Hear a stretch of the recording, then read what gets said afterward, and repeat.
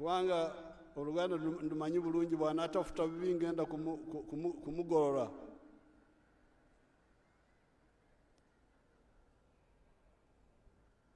Your Excellency, the Vice President,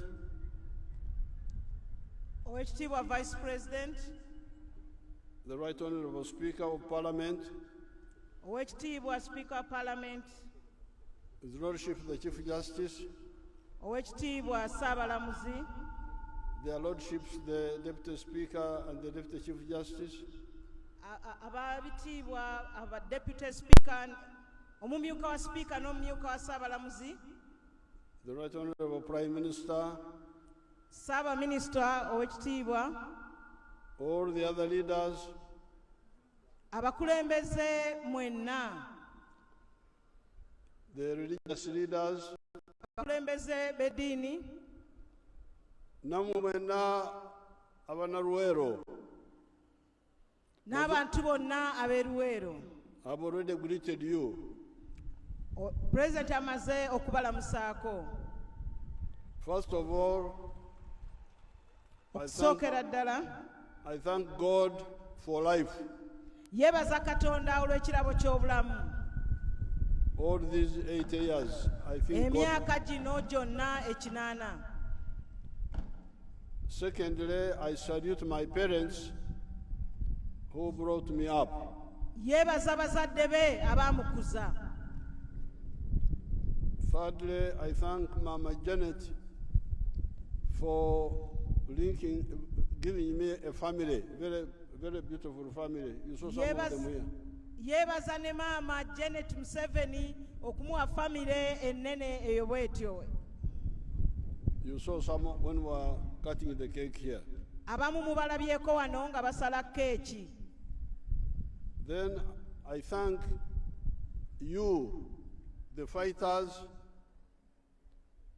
Yeebaza mmwe abalwanyi, our children of the fighters, abaana b'abalwanyi, and the grandchildren, n'abazzukulu ab'abalwanyi, for joining us to save Uganda. olw'okwatagana naye okutaasa Uganda, olw'okubengattako okutaasa Uganda. I thank the UPDF. Yeebaza eggye lyaffe ery'eggwanga. I want to thank the clergy for performing this function. Yeebaza bannaddiini olw'okukulembera omukolo guno. I want to thank the choirs. Yeebaza kwaya zonna. I want to thank the Africans who helped us. Yeebaza abana Africa abava ebweru wa Uganda, who helped our struggle. abaatuyambako mu kulwana. Especially Mwalimu Nyerere, naddala nga Mwalimu Julius Nyerere, Samora Machel, Muammar Gaddafi, and even Arap Moi to some extent. Ne Daniel Arap Moi naye yatukolako. Therefore, the kujaguza here, the celebration here is not about Museveni. N'olwekyo okujaguza kuno si kwa President Museveni. Because Museveni did not do all these things alone. Kubanga ebintu bino byonna ebituukiddwako President Museveni tabikoze yekka. That's why I said when my children wanted to celebrate, they wanted us to go to Birembo. They had heard about Birembo. But I said Birembo is a bit far. Let's do it in Shijaguzo. It's nearer. Nti abaana ebamugamba nti baagala okujaguza nga baagala bagenda ebirembo n'agamba nti nedda ewala ayagala gye ajagulize wano. So we are really celebrating the struggle of the people of Uganda. Okusingira ddala tujaguza olw'olutalo olw'okukulaakulanya Uganda, in which I happened to be active. Mu lutalo olwo ng'abadde omu kubakola omulimu omunene ddala. But the success was because of us all. Naye ng'obuwanguzi bwaffe ffenna. I am sorry about the road from Matuga to Mawale to Semuto, I think to Kapeka. President yetonda olw'oluguudo okuva e Matugga, Mawale, Semutone, Kapeeka. We had tarmacked that road, Nti oluguudo lwali lukoleddwa kolas. but it was done with a small strength tarmac, Nti kolas yali w'amaanyi matono eyasooka okukolebwa. when we got a lot of vehicles, it collapsed. Bwe lwayitako emmotoka ennyingi ennyo ate nga nzito ne lugwamu. And these people they delayed in putting a reconstructor there to reconstruct the road. Ate abakwatibwako ne balwawo okuteekawo contractor oba agenda okukola oluguudo olwo kuluddamu. There is now a contractor there. Kati tulina omuntu alukolako. Now my staff were telling me that he's going to. Can you go and say what they told you on the microphone?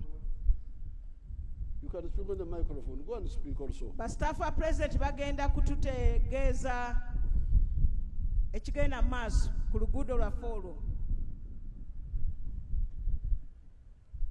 The constructor is there. The contractor is there. Omuntu alukolako olwedde kwali. Is Abubakar Technical Services. Amanya ge nga ye Abubakar Technical Services. But he's working. They have added some work for him. Do you remember the names?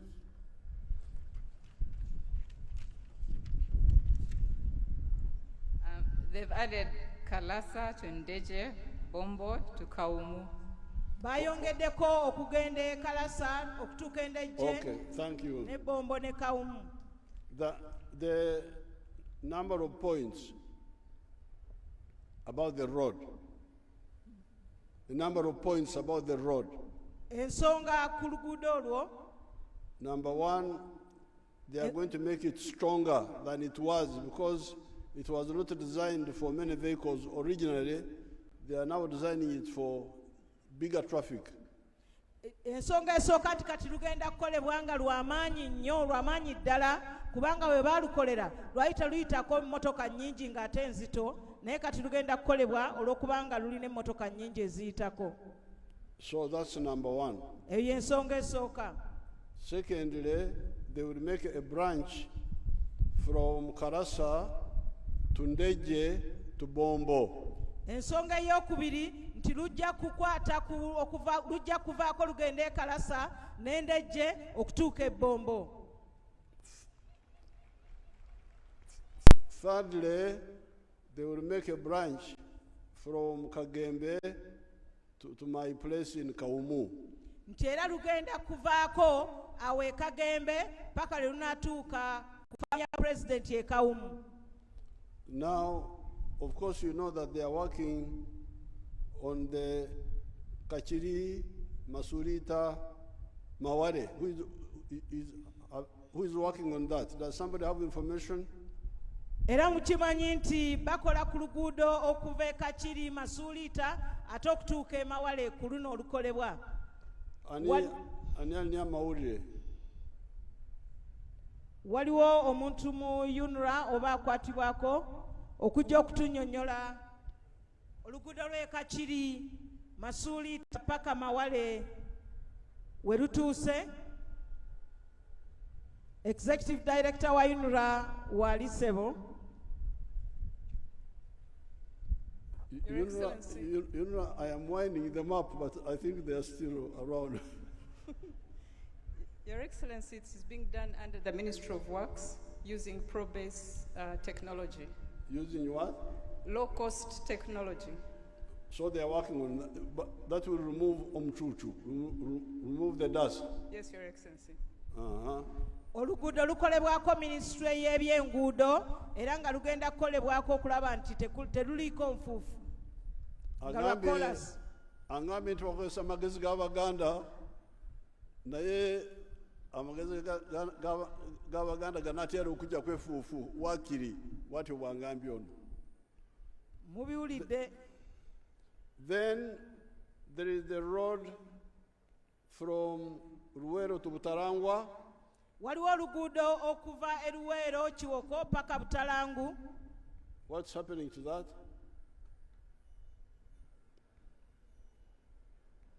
nalwo tugenda kunnyonnyolwa okumanya we lutuuse.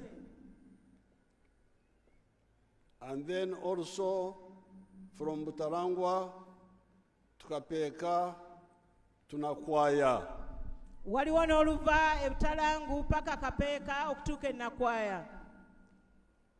Those two roads.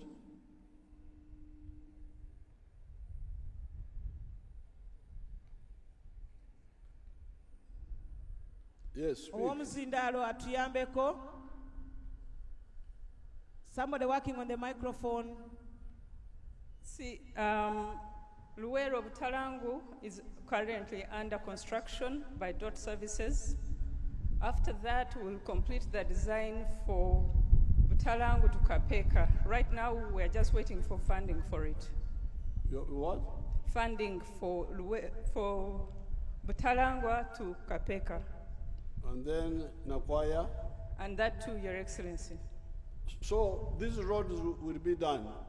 Enguudo ezo zigenda kukolebwako. Muzeeyi waliwo n'olwe Kisule na Kaseke Kapeeka nawo lwali lwogeddwako. From Wobulenzi Kisule to Nakaseke to Kapeeka. Okay, Namusale. From Timuna, Nakaseke, Namusale, Kapeeka. Kasaga. Kasaga, yes. Kale. Now, when I move around, President bw'aba atambula, I see there has been some improvement in the houses. Alaba nti amayumba gaffe gawongeddeko ku mutindo. When we came here in the war, We bajjira wano mu lutalo, you were in the grass huts twali mu busiisira. or using emuli and emiti, using reeds and poles. Oba obudongo nga tukozesa emmuli n'ettaka ery'obudongo. But now I can see all of you are using bricks and cement and mabati. Thank you so much. Naye kati alaba mukozesa seminti ne bulooka n'amabaati, mwebalege olw'enkulaakulana eyo. But when I come back, I will tell you there is some failure to use the power we gave you to solve our problems. Bw'anaakoma wajja kutunnyonnyola ekitulemye okukozesa obuyinza obwabaweebwa okugonjoola ensonga zaffe. Kino kankyogere mu Luganda kubanga bwe twali tulwana twali tukimanyi nti waliwo enkola ya gavumenti ey'edda.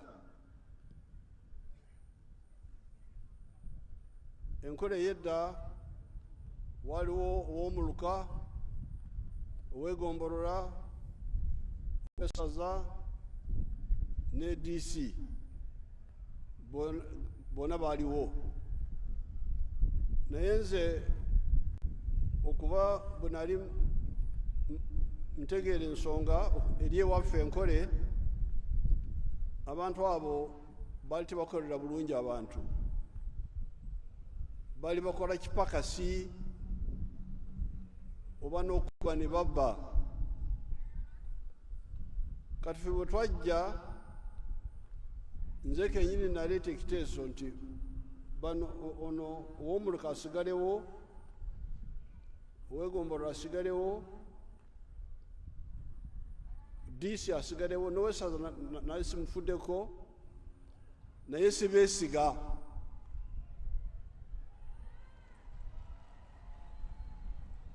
Kubanga nabalabako mu biseera by'abazungu, mu biseera bya gavumenti bwe twafuna obwetwaze, baali tebafa ku bantu, baali bakola kipakasi, baali banyunyuuta abantu. Kati kwe kuteesa, ate bano benali nabo ne bakkiriza nti tuteekewo ekkubo eryaffe owegombolola asigarewo, owomuluka asigarewo, naye naffe twerondera abaffe. Twerondera abaffe. Owokukyalo LC1, owokumuluka LC2, owokugombolola LC3, LC4 yandibadde nga mubaka wa parliament kati, na LC5 ku district. Abo abaffe betwerondedde be bagenda okulondoola ensonga zaffe ate be bagenda okubanja ebyaffe. Now kati naye bwe ndambula mu byalo nsanga mukaaba.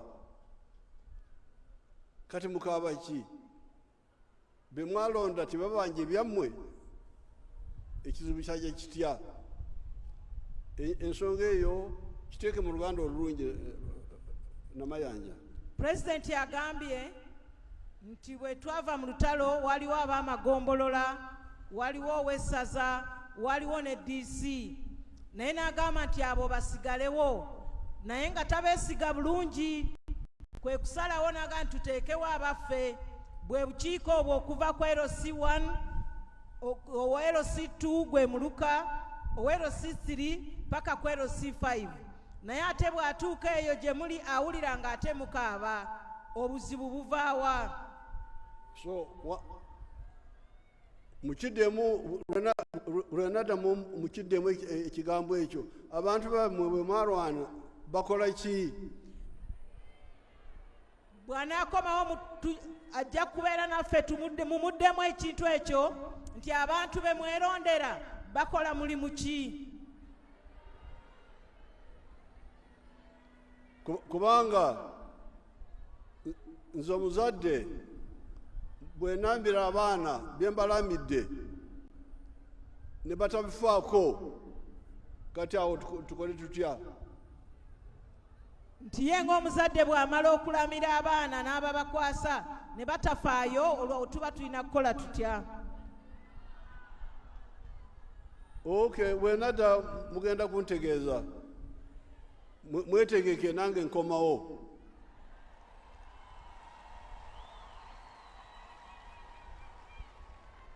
Now, what I was asking these people, what I was telling them, is that I had a long experience with the lack of care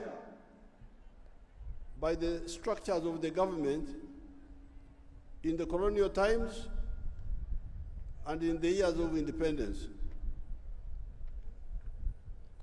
That's what I was telling them in our local language. That's why when we came into, even when we were still in the bush, we said, yes, when we take power, the administrators can remain there, the Muruka chief, the Gombora chief, the DC, but we should have our own people elected by the people to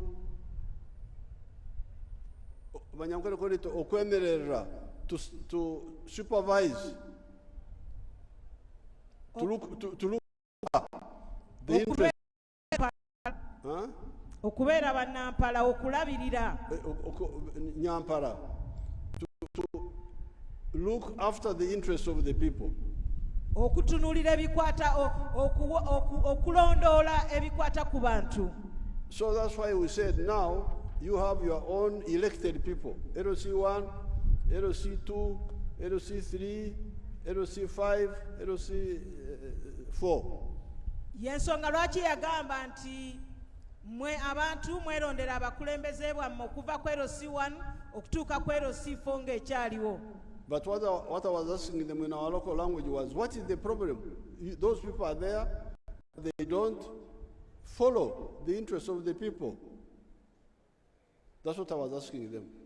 Muzeeyi abadde annyonnyola biri by'ayogedde ng'abigamba bano mu lufuutifuuti. Therefore, all these programs, PDM. N'olwekyo programs zino zonna nga PDM. This is your money. Zino sente zammwe. Because you remember, You remember I sent you Operation Wealth Creation. Kubanga mujjukire yabaweereza Operation Wealth Creation. The soldiers. Abajaasi abaali baleeta ensigo n'ebirala byonna ebikozesebwa. And they were distributing seedlings. Ebintu bino nga babibagabira. And in this area, I told General Sare, start with the families of the fighters. Era mu kitundu kino yategeeza General Sare nti tandika ne famire z'abalwanyi. And they did that. Era ne bakikola. Then when they had finished, bwe baamaliriza, I said, now you go to the others. Naga nti kati mugende ne mu famire z'abalala mu maka amalala. Now, when I was still working on that, I started hearing complaints. Yatwala ekyo mu maaso ate n'awulira okwemulugunya. Nti beegabira bokka, that these soldiers nti n'abasirikale kati beegabira bokka. So beegabira bokka, they give themselves. Nti beewa bokka ebintu ate bye bandibadde baleetedde abantu. So that's why I changed. I said, okay, if they kwegabira bokka, if they are giving to themselves, now take the money and buy for yourselves. Yensonga lwaki yakyusamu naga nti oba bano beegabira bokka kati katubaweereze ssente tubawe ssente mwe mwegulire ebintu ebyo. That's why we said 100 million per parish per year. Yensonga lwaki yagamba nti obukadde 100 mu buli muluka ate buli mwaka. Ate the money comes to you direct, not through anybody. Ate nga ssente ezo ziviira ddala mu ggwanika ne zijja butereevu ku muluka ewammwe. To the people you have, your circle. Abantu be mwerondedde mu saako y'omuluka. So what is the problem now? Kati obuzibu buli ludda wa?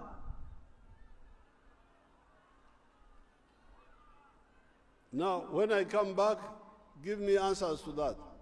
Bw'akomawo era n'ekyo mujja kumuddamu. Now, the issue of the land. Ku nsonga y'ettaka.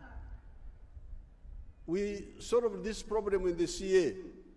Ensonga eno yagonjolwa mu lukiiko lwakola ssemateeka. We had a struggle with the landlords. Twalina okusika omuguwa ne bannannyini ttaka. They were saying, muleke ab'amataka bateese n'ab'ebibanja.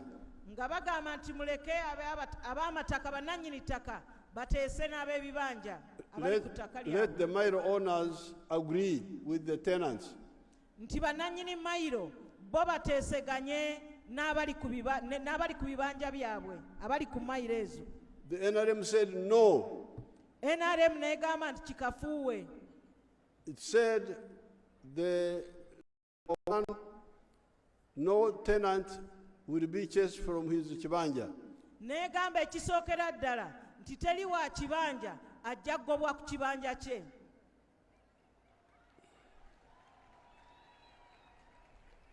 Secondly, there will be busuru, but this busuru will not be economic busuru. It will not be economic busuru. It will be just nominal busuru. Nti wajja kubaawo obusuulu naye nga buno obusuulu tebuli ku ddaala lya kitunzi naye kubeerawo bubeezi nti akakasa nti oli ku ttaka lye. And the busuru is fixed by the district council. Era nga busuulu oyo asalwawo olukiiko lwa district. Elected by you people. Ng'olukiiko olwo ate mmwe mu lulonda. But also approved by the Minister of Lands in Kampala. Era nga busuulu oyo akakasibwa ministry y'ebyettaka e Kampala. Kati n'abagamba nti obusuulu sigenda kukkiriza obusuulu obw'obusuubuzi obw'okukola business. N'abagamba njagala busuulu obwa omukolo obukolo. Kubanga abamataka bangamba nti siringi 1,000 zirina makulu ki. nembagamba nti temulaba abasirikale bankubira salute eri mu sente meka. Nembagamba nti obusuulu bw'owekibanja n'ow'ettaka bulinga salute abasirikale gye bankubira. Tekuli sente naye salute eraga nti nkutegeeze ssebo oli mukulu baasi nebikomaawo. You explain that to them. The idea of nominal versus substantive rent. Agambye nti busuulu gwe yali ayagala teyali busuulu wa kitunzi oba wa business. Nga bali ab'amataka bagamba nti ffe olukumi lutukolera ki? Ye n'agamba n'akigeraageranya ne saluti gye bamukubira nti okuba saluti temubaamu ssente talina kyafunamu naye ekakasa nti oyo mukama we era akkiriza nti mukama we. So therefore all these things you are talking about, the people who steal your money, you have the power. N'olwekyo bino byonna bye mwogerako abantu ababba ssente zammwe obuyinza mubulina. Secondly, the issue of the land. No landlord can chase you from the land legally because the law we passed, the Constitution and the Land Act 1998 don't allow it. Ekyokubiri nti ku ttaka teri muntu ateekeddwa kukugoba ku ttaka lyo kubanga ssemateeka n'etteeka lyayisibwa mu 98 lyayogera bwe lityo toteekeddwa kugobwa ku ttaka lyo. Ate nanyini ttaka talina buyinza okutema ku kibanja kyo nti atemyeko, talina buyinza. Ekyokubiri nti nannyini ttaka talina buyinza kukugamba nti nno kaakusalireko akuwa ekyapa. Etteeka terimukkiriza. Ebyo byonna tebiri mu, they are not under the law. Babakanga bukanzi tebali mu mateeka. Ebyo byonna tebiri mu mateeka baba bafeera bufezi. Era neewuunya kubanga eno mulina abakulembeze abandi badde babayamba kulwana entalo ezo kubanga feeri etteeka twalisiba bulungi. Agambye nti yeewuunya nga mulina abakulembeze abatasobola bayamba ku nsonga eyo kubanga eri waggulu etteeka lyalambikibwa bulungi nnyo. Kati ekisembayo kyekigambo kya fiizi. Ekigambo kya fiizi kubanga ffe endowooza yaffe eri nti abaana b'abanaku omasomero ga gavumenti basomere bwereere awatali kusasula fiizi.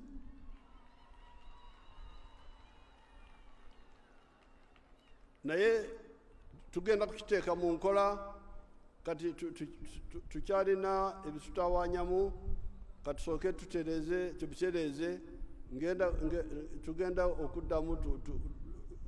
When we started in 96, that's what we wanted to do, 96, 97. Enkola y'abaana basome bwe yatandika mu 96 ekigendererwa nti abaana ab'abanaku tebateekeddwa kusasula mu masomero ga gavumenti. But now, what I hear, what I had said that you make packed lunch for the children. Kusibira abaana entanda.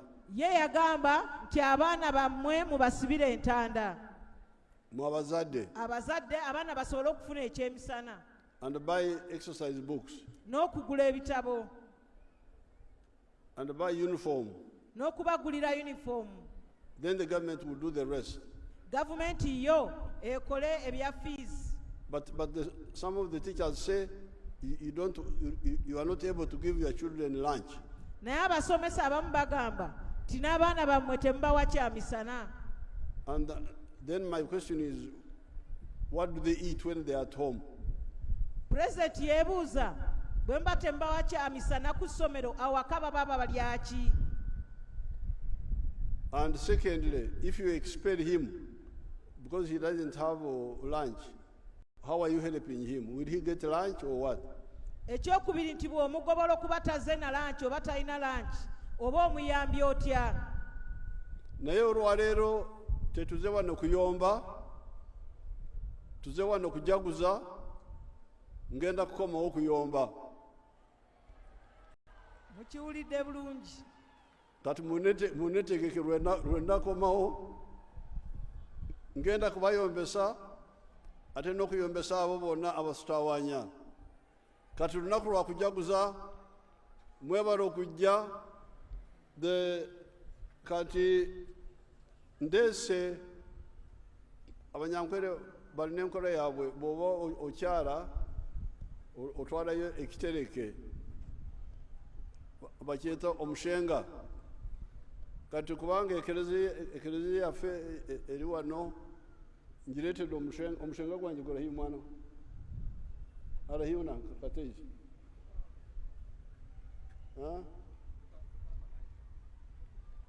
ndeese omushenga gwa $5,000,000. Aleese obukadde 5 kiri kyayogedde sikitegedde bulungi. Bagiyita, this is for the kereziya of Aleese ekirabo eri ekereziya kijaguzo. Ekereziya yaffe wano ku kigo ekijaguzo kya bukadde 50. Give it to, I think give it to the bishop. Bishop, take it yourself to the bishop. Ate Bishop Anthony Zua, take it yourself. Ekirabo ekyo eky'obukadde 5 bakitwalira Bishop Anthony Ziwa ku lw'ekereziya y'ekijaguzo. Akalulu!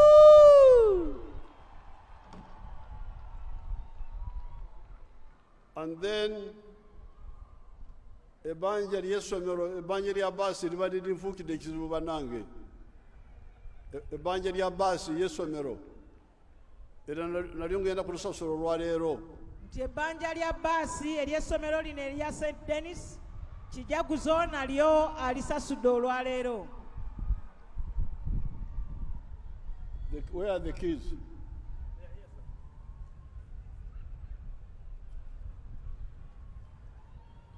Abakulembeze b'essomero,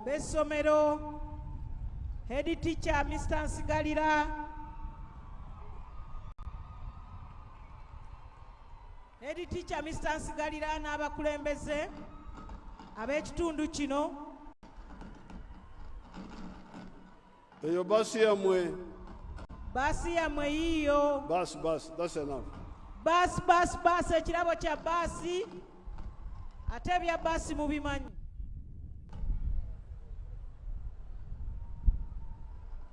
I think they give it to Bishop Ziwa. Nakyo kigenda kuweebwa Bishop Ziwa. Kale mwebale okujjako ku mukolo ogw'okujaguza, mwebale kunyambako. Mwebalire ddala okujja. Now you have seen your freedom struggle, how it helped the people of Uganda. Nga bwe mulabye, kati mulaba okulwanirira eddembe kye mwakola bwe kiyambye Uganda yonna. But also other African countries. You saw the groups from Ethiopia, from Congo, from South Sudan, celebrating here. These are people who are happy here because of the freedom you fought for. Naye nga bwe mulabye tekyakoma wano wokka, kiyambye na bano be mulabye abazze okujaguza abayimba nga Ethiopia, South Sudan, n'amawanga ne Congo, n'amawanga amalala agatuliraanye. Abantu, people who run from problems and come and find peace here. Abantu abava mu mawanga gaabwe eri ne bajja bafunira wano emirembe. Mwebale nnyo, mwebalire ddala. Mwebale nnyo muzeeyi abeewo. Mwebale nnyo, mwebale.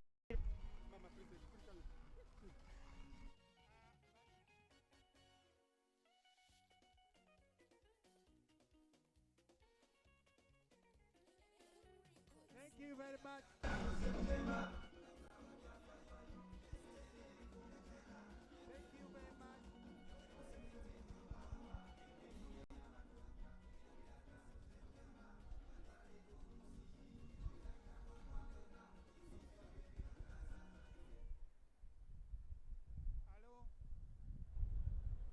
Please the microphone. Basaba fena tudde waggulu nga tugenda funa ennyimba ez'eggwanga bandi nga bwe yeeteekateeka. The team from this tent, you're going to accompany our baby boy to Kawumu for lunch.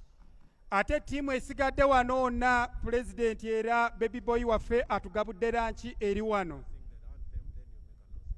So with that, let me ask the band to take us to the anthem.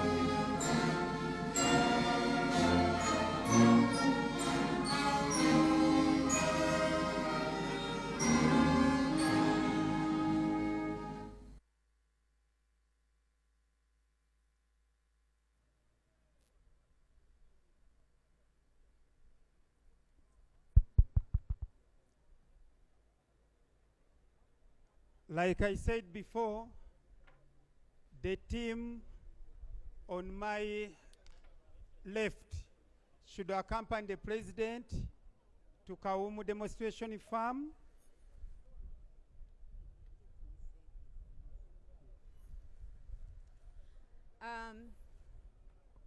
VIPs, abaina card, those of you who have cards, no.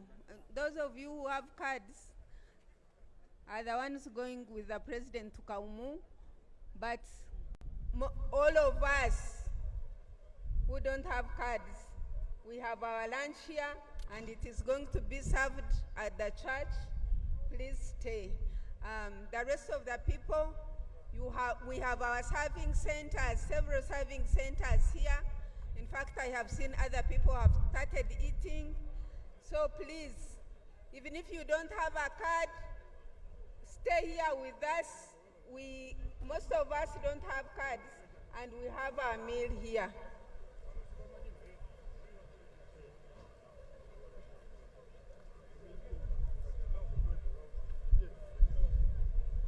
Banne mbasaba abali wano mutandika okugenda mu laundi 2. Kabuuka mpitaako wano twice omalirize, era nsaba kwera zaffe nga bwe twazirambise zitandike. Lutamaguzi Memorial High School namwe mbagala mugenda tuwaayo performance ne kwaya endala zonna. Nziramu obajjukiza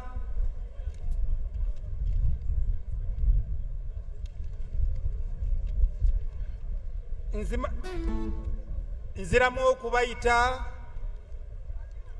Ekapeeka Namukekera Ocean Industrial Park Trade Show and Bazaar egenda okubeerawo ennaku z'omwezi nga 27 na 28 omwezi guno, era nga mukwano gwammwe nnyo Jerusalem yagenda okuba omugenyi omukulu awamu ne minisita owa investment. Baganda bange abatoto ya jeshi abakulemberwa Winnie Lokech ne tiimu namwe mbaaniriza nnyo. Kabuuka, I expected you come and take over this microphone as I complete other issues. Nebaza nnyo abakulembeze naddala ba honorable MPs abavudde mu kitundu kyaffe okuva e Mubende, Nakasongola, Luwero, Nakasongola, Luwero, Kiboga, awamu n'abalala mwenna mwebale nnyo, mwebalire ddala okujja. BRDC abazaalwa bano nammwe tusanyuse nnyo okubalaba. Omubaka w'Ekyankwanzi, mukwano webale kujja.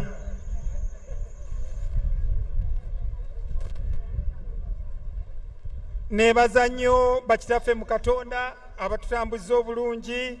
Kanoni Kasana tukwaniriza nnyo webale kujja. Badde nsuubira Maitwaisi jangu olambika abantu naddala wali serving points we tugenda okuliira awamu n'ebifo ebirala. Nebaza nnyo abamasomero mwenna abaleesa abantu, abaleesa abaana baffe naddala babateeseteese obulungi abatukoledde ebyenjawulo. Kanoni Kasana tukwebaza nnyo, webale nnyo, webalire ddala kujja. Esebo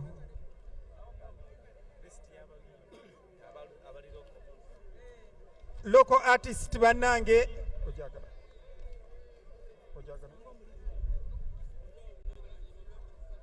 local artist nga bwe twabalambise mugende ku stage mutandike okuyimba.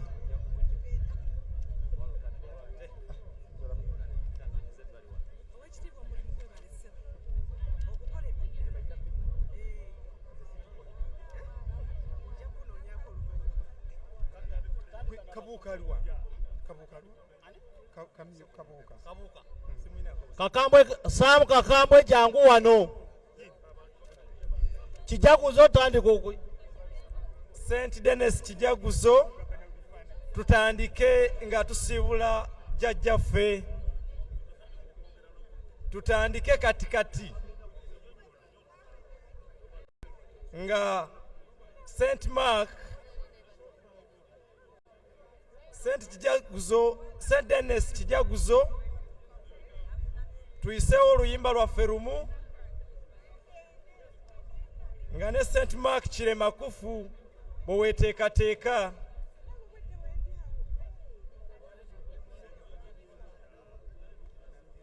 DJ kwatagana ne St. Dennis Kijaguzo tufune oluyimba lwabwe lumu. Buli muntu akakkane tugenda kufuna ekyemisana. Happy birthday, Jaja, happy birthday. Musai tukukulisa nnyo okuweza emyaka gy'olimu.